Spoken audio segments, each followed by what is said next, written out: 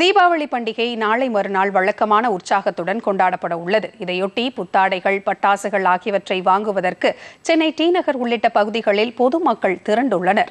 கடை வீதிகளில் பாதுகாப்பு பணிகளுக்காக காவல்துறையினர், தீயணைப்பு மற்றும் மீட்பு பணித்துறையினர் மற்றும் ஊர்காவல் படையினர் பணியில் ஈடுபட்டுள்ளனர். டி நகரிலிருந்து எமது செய்தியாளர் கௌதம் வழங்கும் தகவல்களை காணலாம்.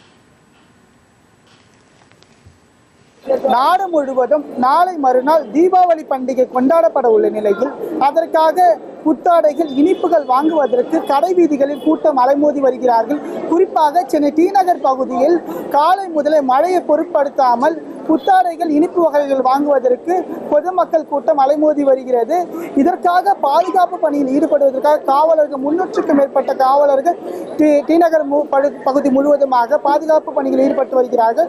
மேலும் மழை என்றால் கூட பொருட்படுத்தாமல் புத்தாடைகள் வாங்குவதற்காக பொதுமக்கள் அலைமோதி வருவது குறிப்பிடத்தக்கது. டிடி தமிழ் செய்திகளுக்காக ஒளிப்பதிவாளர் ராகவனுடன் செய்தியாளர் கௌதம்.